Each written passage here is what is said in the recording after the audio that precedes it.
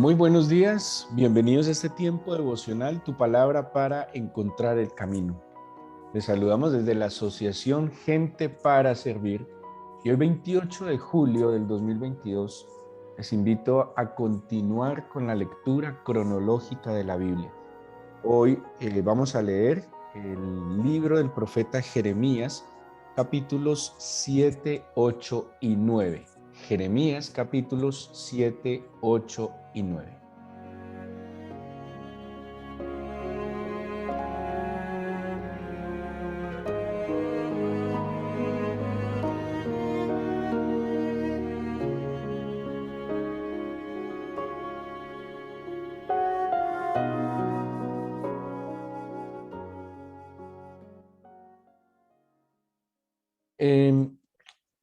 El relato de Jeremías, o lo que le tocó, podríamos decirlo así, vivir a Jeremías, pues fue un momento o diferentes momentos un poco difíciles, porque no necesariamente cuando Jeremías comienza su profecía, el pueblo de Israel estaba en un mal momento. Es más, en la primera parte de la profecía de Jeremías, Israel, más bien Judá, el pueblo de Judá, pues había experimentado y había visto el favor de Dios y experimentaban ciertos beneficios. Y era difícil, creo yo, para Jeremías tener que anunciar, tener que exhortar, tener que tal vez pues estar en un mensaje que no era muy positivo para el pueblo de reclamo, cuando incluso el pueblo consideraría que ellos estaban muy bien. Y, y en este caminar de la fe, pues creo que todos estamos librando una lucha día a día entre pues poder discernir que estamos en la verdad, que estamos agradando al Señor y que no. Y definitivamente, y es lo que quisiera resaltar hoy de la lectura de hoy, la necesidad de cada día poder acercarnos al Señor y caminar en sus caminos, caminar de su mano y poder aprender no solo a conocernos a nosotros mismos, sino a conocer al Señor. Y Jeremías estaba, vuelvo y digo, no solo anunciando algo del presente, sino que estaba advirtiendo algo que iba a venir en el futuro. El Señor, pues siempre quiere guardar a su pueblo. El Señor ama al ser humano, es su creación, es el centro de su creación. Y si el Señor ama al ser humano, tanto que dice el Evangelio de Juan, de tal manera amó Dios al mundo, o sea, el Señor sí ama al ser humano y anhela, y por eso Él prolonga su misericordia hacia todo el ser humano, y Él espera que el ser humano vuelva su corazón a Él. Ahora, si Él ama al ser humano como creación, pensemos tan solo cuánto ama a aquellos que por la gracia y por la misericordia del Señor hemos podido desarrollar una medida de fe, o más bien que Él nos ha concedido una medida de fe para poder creer no solo en Él, sino poderle creer a Él. Y, y esa era la exhortación de Jeremías. Aún, vuelvo y digo, cuando ellos estaban en una aparente buena condición, preparándolos, advirtiéndolos y guardándolos a lo que iba a venir, pero también en momentos muy críticos dándoles esperanza y consuelo. Y de alguna manera esa función profética tenía que ver con esas dos cosas. Uno, eh, guardarlos, protegerlos, pero también estando ya en situaciones difíciles, poderlos consolar, fortalecer, dándoles esperanza. El capítulo 9, perdón, el capítulo 7, tiene una expresión que se repite, y cuando yo veo una expresión que en la Biblia se repite es porque es importante que tenerla en cuenta. Y esa expresión que se repite la encontramos en el versículo 3 del capítulo 7 y dice, mejorad vuestros caminos y vuestras obras. ¿Sí? Y hay un llamado a esas dos cosas, a mejorar los caminos y las obras. Seguramente, o el Señor, claro, ya venía un cúmulo de situaciones de muchos años de altibajos, donde el pueblo de Judá como nación y todo Israel como nación, pues había vivido como en esa constante lucha entre agradar al Señor y no agradarlo, entre obedecerle y no obedecerlo, entre darle culto al Señor y darle culto a otros dioses. Y ya estas cosas se venían como acumulando. Y el Señor exhorta al pueblo, no solo a los sacerdotes, no solo a los profetas, no solo a los reyes, a todo el pueblo, a que mejore el camino y las obras para que puedan poder estar delante de la casa del Señor. Encontré unos puntos que el Señor exhorta, el versículo 5 también dice, pero si mejoráis cumplidamente vuestros caminos y vuestras obras. Y dice así completamente el 3 y el 4. Así ha dicho el Señor de los ejércitos, Dios de Israel, mejorad vuestros caminos y vuestras obras y os haré morar en este lugar. No fiéis en palabras de mentiras diciendo, templo del Señor, templo del Señor, templo del Señor es este. Pero si mejoráis cumplidamente vuestros caminos y vuestras obras. Y ahí va a dar una lista de cosas que el Señor considera que implican mejorar los caminos y las obras. ¿Y cuál era el propósito de mejorar esos caminos y las obras? Poder morar en la casa del Señor. ¿Qué es morar en la casa del Señor? Es como cuando yo hacía un ejercicio mental hace muchos años sobre la casa de los padres. La casa de los padres, en términos generales, ¿qué me ofrecen a mí? Protección, provisión, amparo, afecto, cariño, amor. Pero la casa de los padres seguramente tienen unas normas, seguramente tienen unos parámetros y unos límites. Y para yo disfrutar de esa protección, esa presencia, esa provisión, ese amparo de la casa de los padres, pues debo también entonces con humildad sujetarme a los parámetros, a los límites establecidos, al orden, a las disciplinas que están establecidas en la casa de los padres.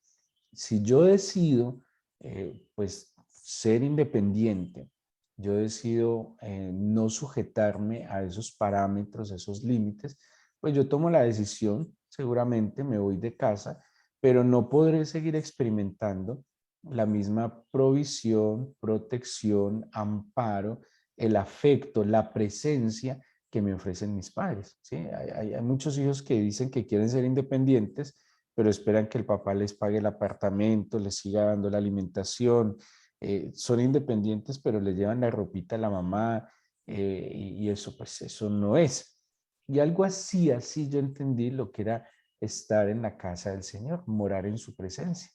Y estar en la casa bajo el amparo del Señor implica implica obedecer unos parámetros, implica tener claros unos límites, implica un orden y unas disciplinas para poder estar en su casa. Pero yo qué tengo cuando me sujeto a ese orden, esa disciplina, esos parámetros, pues voy a tener ante todo presencia. Eh, es muy diferente estar en la casa de los padres a estar lejos de la casa de los padres. Bueno, hay una ventaja, y esto hay que tenerlo claro, pues que el deber ser de las cosas es que en algún momento los hijos prendan su camino, establezcan su hogar y tengan su propia familia, ¿sí? Pues tampoco es de quedarse toda la vida allí, pero en el Señor sí es para estar toda la vida gozando de su presencia, de su protección, de su provisión, de su amparo, de su cuidado, de su dirección y, como decía, lo más importante, de su presencia. ¿Pero qué me implica? Pues sujetarme a lo que el padre establece en su casa y en su hogar. O sea que si yo no me sujeto al orden que tiene la casa de mi padre, no puedo estar. Y aquí el Señor le dice al pueblo, mejore sus caminos y sus obras. ¿Para qué? Para que pueda estar en la casa mía, para que pueda morar en mi habitación.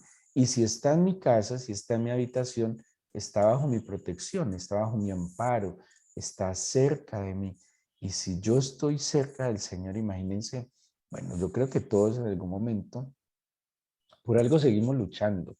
En algún momento tuvimos que haber experimentado las mieles, el gozo, la paz y todo lo que viene con estar cerca del Señor. Y va a decir y va a dar una lista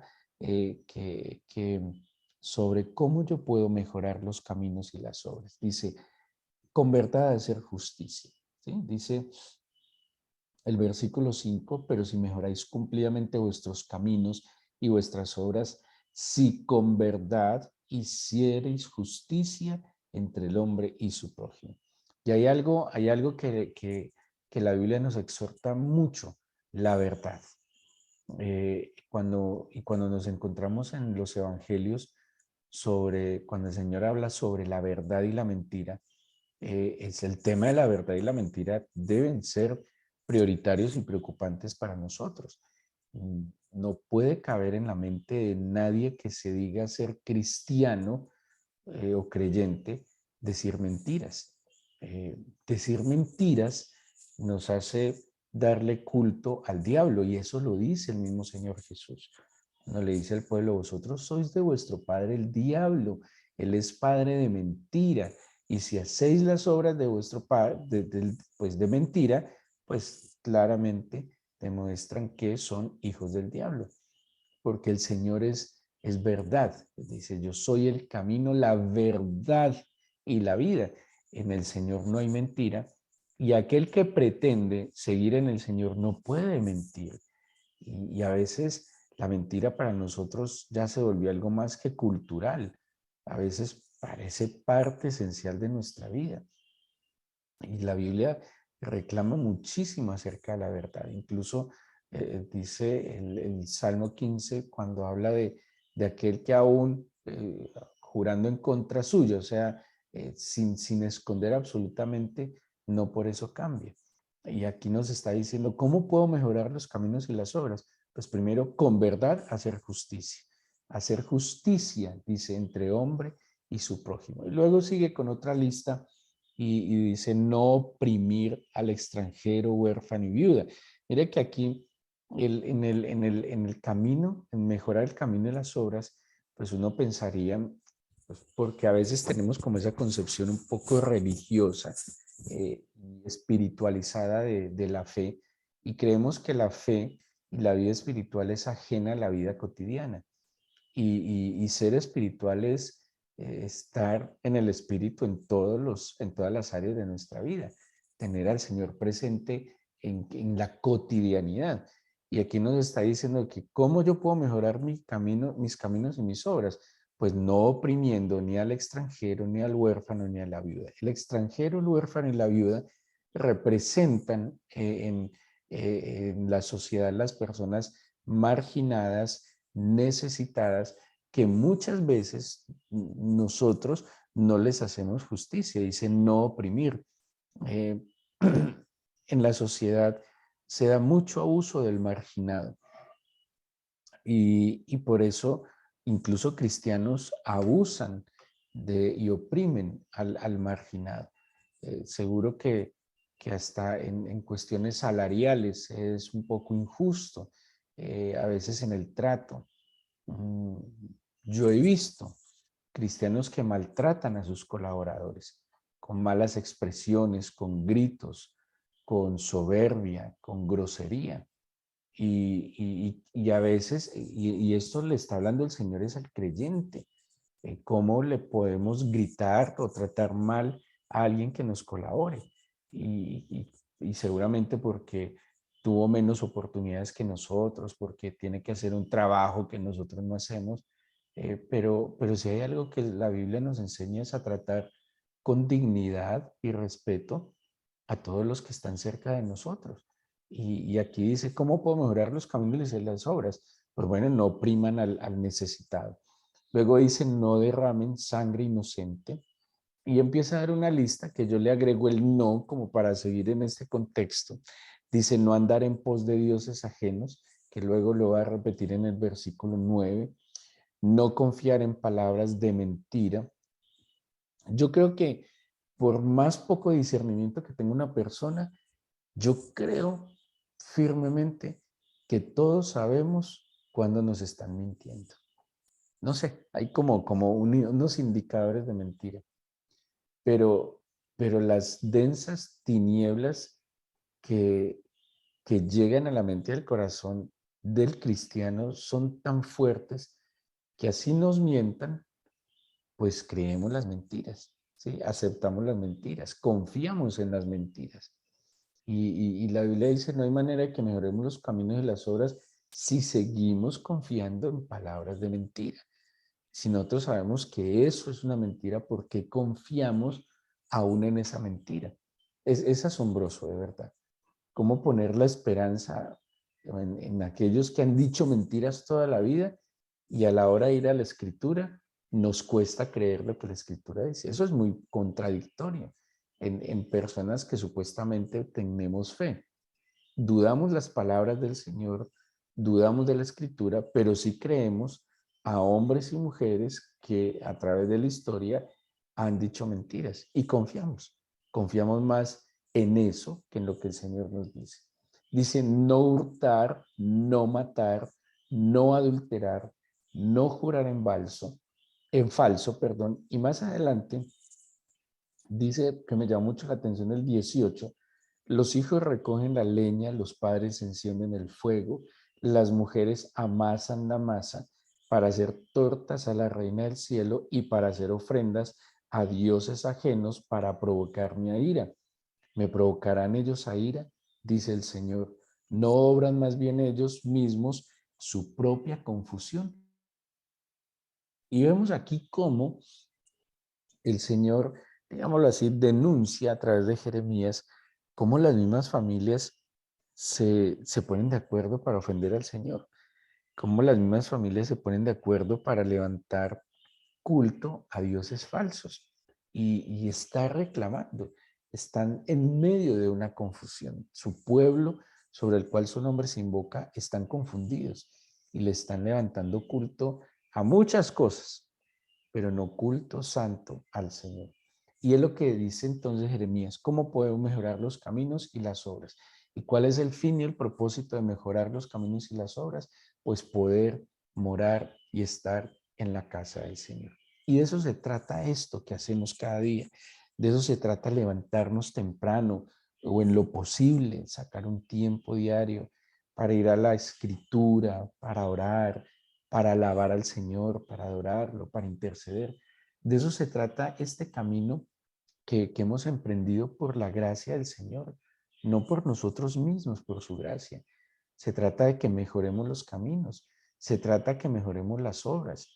De nada sirve creer que somos religiosos, creer que somos hombres y mujeres espirituales, si nosotros no mejoramos nuestro diario caminar, si no mejoran nuestras actitudes, si no tratamos mejor al prójimo, si no tratamos con justicia, si no nos tratamos a nosotros mismos con justicia, con equilibrio. ¿De qué nos sirve si seguimos llenos de preocupaciones, de afán y ansiedad, solo viviendo el día? La vida del creyente no se puede ir solo en qué voy a producir hoy, en generar más dinero. Cuando, como dice el mismo Señor Jesús, porque el tesoro lo ponemos en las cosas que son corrompidas por el comején, por el orín, ¿sí? ¿Y por qué no ponemos nuestra esperanza y nuestro tesoro en lo que no es corruptible? Y de eso, para eso es que nosotros buscamos al Señor cada día, para mejorar los caminos y las obras. ¿Y cuál va a ser el fin de eso? Poder morar en su casa. Y si moramos en su casa, vamos a poder disfrutar ante todo de su presencia. No quiere decir que cada día intentar mejorar los caminos y las obras no traigan dificultades, no vengan adversidades. Claro que sí, estamos en el mundo. Ese es el presupuesto del mundo, eso dijo el Señor. Pero confiad, yo he vencido al mundo. Está en el presupuesto diario que va a haber dificultades, adversidades y contradicciones, pero también en mejorar nuestros caminos y las obras, tenemos la certeza que Él estará con nosotros. Y quisiera que saltáramos, que esto lo hemos leído muchas veces, al capítulo 9, los versículos 23 y 24, que a mí siempre, desde que los leí por primera vez, me han parecido muy importantes y, y pues por algo lo dice, por algo está escrito y más en este contexto de Jeremías. Dice el versículo 23 y 24, así dijo el Señor, no se alabe el sabio en su sabiduría, ni en su valentía se alabe el valiente, ni el rico se alabe en sus riquezas, mas alabes en esto el que se hubiere de alabar, en entenderme y conocerme que yo soy el Señor, que hago misericordia, juicio y justicia en la tierra, porque estas cosas quiero, dice el Señor. Bueno, aquí plantea tres cosas en las cuales el ser humano se puede alabar y jactar. Uno, en su sabiduría. Dos, en su valentía. Y tres, en sus riquezas. Si analizamos, esas son como las tres cosas fundamentales en las que el ser humano más se jacta y se alaba. En lo valiente que es, en lo sabio que es o en lo rico que es. ¿Sí? De alguna manera, hoy las redes sociales sí que nos ayudan a identificar eso. Como quien sabe y conoce, de alguna manera se alaba un poco en lo que sabe y conoce. El que tiene dinero y posesiones, pues se jacta un poco en su dinero, en sus posesiones. El que es valiente también se jacta un poco en su valentía. Pero ¿qué dice el Señor? No, no se alabe. En nada se alabe. Y es más, dice, si alguien se hubiera de alabar, ¿sí? Si hubiera algo por allá en que alabarse, alabes en esto, en conocer y entender cuatro cosas del Señor. ¿Sí? Ojo con esto, que también va muy de la mano en mejorar los caminos y las obras. Algo así como que mejorar los caminos y las obras me van a permitir a mí también conocer y entender estas cuatro cosas. Uno, que yo soy, y aquí pone el Señor su nombre personal, que yo soy Jehová, como es la traducción al español, o Yahvé. Dos, que hago misericordia. Tres, que hago juicio. Y cuatro, que hago justicia. Cuatro cosas que nos pide el Señor que conozcamos y entendamos. Y eso no va a venir si no mejoramos nuestros caminos y nuestras obras. Dice, ni en la sabiduría, ni en la valentía, ni en la riqueza se alabe. Si en algo de alabarse es que algún día, en algún momento, entienda y conozca estas cuatro cosas. Primero, que yo soy el Señor. Y le recuerdo que el Señor se presenta con un nombre personal cuyo significado tiene que ver algo así con existencia o esencia. Quiere decir que el nombre personal del Señor tiene que ver con, como le dijo al mismo Moisés, yo soy el que, bueno, yo seré el que seré, ¿sí? Seré el que seré. Algo así tiene que ver el nombre personal del Señor. Algo así como que su nombre es presencia. Su nombre además tiene unos atributos personales, pero cuando alguien se presenta con su nombre, no solo el término genérico es decir Elohim o decir Dios, la palabra Dios es un término genérico como para decir ser humano, ¿sí? Pero nuestro Señor no simplemente tiene un término genérico Dios como si fuera cualquiera u otro más, sino que tiene nombre personal. Y eso demuestra lo único, singular que es Él. Y dice, yo le debo conocer a Él de manera personal. Así que conocer y entender que Él es el Señor es conocerlo y entenderlo de manera personal, ¿sí? De manera personal. Y no hay manera de conocer a alguien de manera personal si no camino con Él. Por eso cuando yo mejoro mis caminos y mis obras, pues implica caminar con alguien diferente. Eso es una particularidad. Para yo poder mejorar mis caminos, también tengo que cambiar tal vez de los compañeros de camino. ¿Con quién he caminado yo? Dependiendo con quién he caminado yo, también mis caminos pueden estar un poco torcidos y chuecos, pero el conocer y entender que Él es el Señor me demanda a mí caminar con el Señor. Tenemos ejemplos en la Biblia: Enoc, Noé, Abraham, hombres que caminaron con el Señor, que establecieron una relación personal con el Señor, que encomendaron al Señor sus caminos. Yo no voy a conocer quién es el Señor de manera personal, sus atributos, sus perfecciones, y no veré su gloria si no decido caminar con Él. Y nosotros, lastimosamente, que tenemos con una relación muy utilitaria del Señor. Hablamos con Él porque estamos tristes, porque estamos enojados, porque tenemos necesidad, porque estamos cansados, porque las cosas no nos salen. Pero generalmente cuando las cosas sí nos salen, cuando tenemos salud, cuando estamos contentos, ni siquiera, de verdad, ni siquiera para darle las gracias. Caminar con el Señor es tenerlo presente en todos y cada uno de los asuntos de nuestra vida. En la felicidad, es como en los votos matrimoniales, en la felicidad, en la tristeza, en la abundancia, en la escasez. Si yo me acuerdo del Señor en la escasez, ¿por qué me olvido de Él en la abundancia? Si yo me acuerdo del Señor en la abundancia, ¿por qué me olvido y me quejo en la escasez? Si yo me acuerdo del Señor en la salud, ¿por qué me olvido de Él en la enfermedad? Y si me acuerdo de Él en la enfermedad, ¿por qué me olvido de Él en la salud? Yo no voy a conocer y entender al Señor si no camino con Él, si no me dejo tomar de su mano, si no me dejo ceñir de su espíritu. Para que yo no puedo seguir conociendo al Señor a través de otros, por lo que otros me dicen. Tenemos cada uno de nosotros la oportunidad de conocer y entender al Señor en su esencia personal, en sus atributos personales. Pero también entender tres cosas que Él hace. Él hace misericordia, Él hace juicio y Él hace justicia. Hace misericordia. Y eso lo dice el mismo Jeremías: cada mañana por su amor eterno prolonga su misericordia. Su misericordia nos acerca a Él. Pero en medio de su misericordia, el Señor no es ni sordo ni ciego a las situaciones. Así que Él también hace justicia, mispat, veredictos, sentencias. El Señor también aplica juicios. Quiere decir que cuando definitivamente el ser humano tuerce sus caminos y no decide mejorar sus caminos y sus obras, también va a experimentar el veredicto y la sentencia del Señor.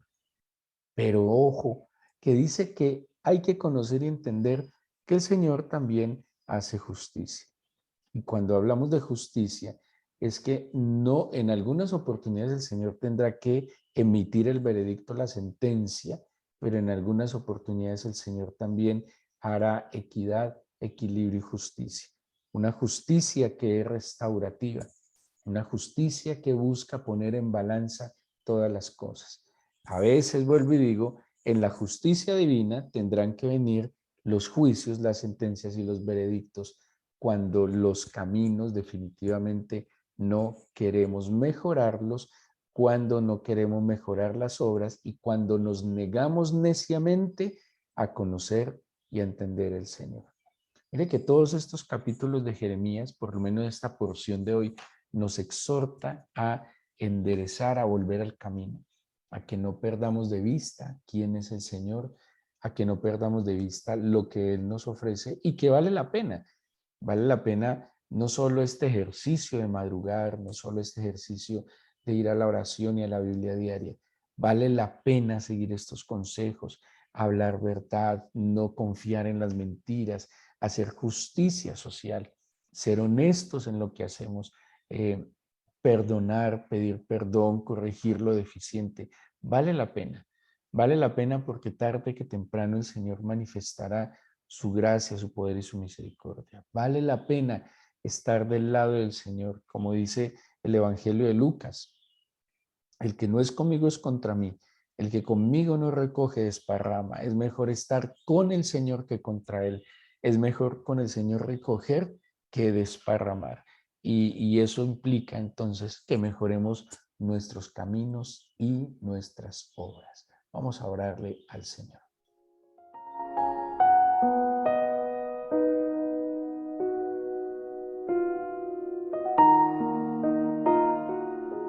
entrego hoy, Señor, mi corazón y mi vida en gratitud a ti, Señor mío.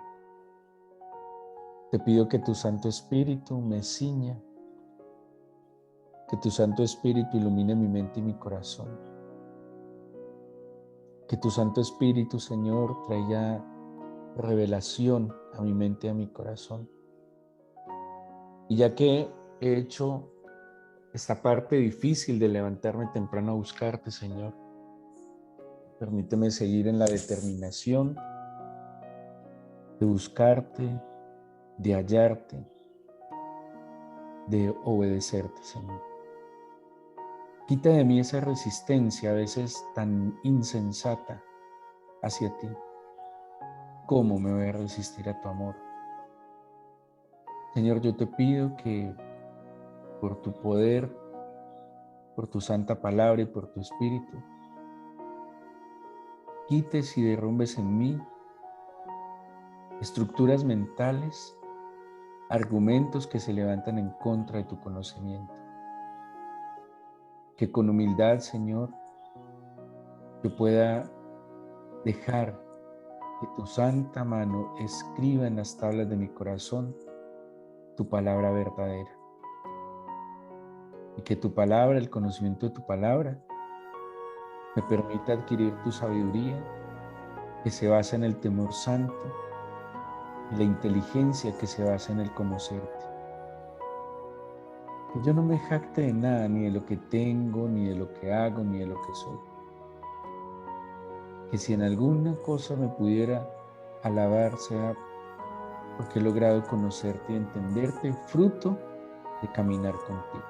Pidámosle al Señor que hoy nos tome de la mano, que camine con nosotros, que cada decisión, acto, palabra que tengamos que emprender hoy sea de la mano del Señor. Yo te pido, Padre, que hoy nos ayudes a mejorar nuestros caminos y nuestras obras. Que hoy caminemos en pos de ti. Guárdanos de la soberbia, de la altivez, del orgullo, que son vanos, vacíos, tontos. No tiene sentido. No tiene sentido, Señor, porque eso me aparta de ti. Porque claramente la Escritura dice que al altío y al soberbio tú lo miras de lejos. Entonces, ¿de qué me sirve apoyarme, Señor, en eso? Más bien déjame tener un corazón humilde delante de ti, delante de los hombres, para poder estar cerca de tu corazón. Eso sea lo más importante para mí hoy y siempre. Bendice a tus hijos, guárdanos de todo mal, peligro. Desde ahora bendecimos los alimentos que tomaremos, Señor. Y te pedimos que no nos dejes caer en ninguna tentación. En el nombre de Jesús. Amén.